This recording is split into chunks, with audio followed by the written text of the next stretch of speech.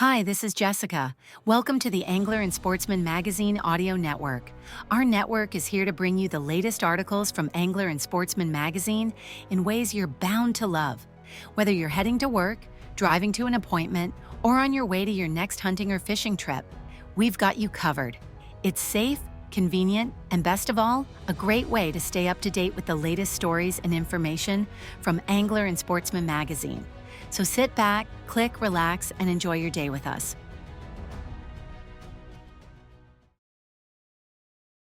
The North Carolina Department of Environmental Quality's Division of Marine Fisheries and the U.S. Fish and Wildlife Service's Edenton National Fish Hatchery have joined together to enhance the striped-bass population in the lower Cape Fear River in hopes of boosting natural reproduction in the waterway. With financial support provided by the North Carolina Marine and Estuary Foundation, 50,000 5 to 8-inch striped bass were grown out at the Edenton National Fish Hatchery over the summer and released into the Cape Fear River below Lock and Dam Number 1 in Bladen County this month.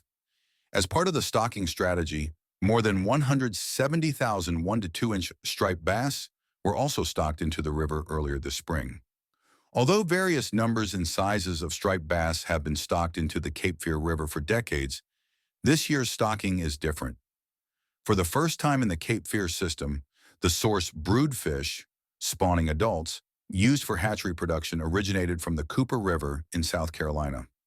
Why is this unusual? Since 2010, broodfish used to produce striped bass for stocking into the Cape Fear River have been taken from within the river to maintain genetic consistency. However, for many years prior, the broodfish used for hatchery production were taken from the Roanoke River. The introduction of Roanoke River fish and their genetics likely led to the replacement of the original wild strain of Cape Fear River striped bass. Environmental conditions in these two North Carolina rivers are quite different.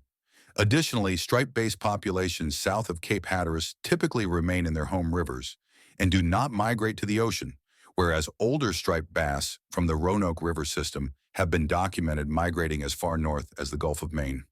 While past stockings of hatchery fish survived and grew in the Cape Fear River, biologists observed little evidence that adult fish present during spring spawning seasons were able to reproduce successfully. In an effort to reverse this trend, newly hatched striped bass fry with Cooper River genetics were transferred in April from the South Carolina Department of Natural Resources to the Edenton National Fish Hatchery, where they were grown to an advanced size and stocked into the Cape Fear River this October and November.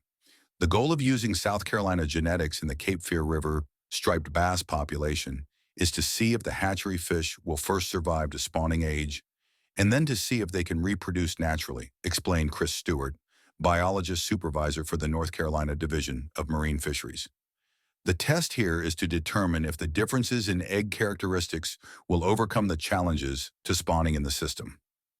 A moratorium on all harvest of striped bass from the Cape Fear River has been in place for more than 15 years due to the low numbers of spawning adults and limited natural reproduction. The most likely causes of the lack of naturally produced fish are inadequate fish passage at the locks and dams, which block access to historic spawning grounds and reduce flows. Poor water quality and pollution from various urban and agricultural sources, as well as storm events, and predation by non-native species such as blue catfish and flathead catfish.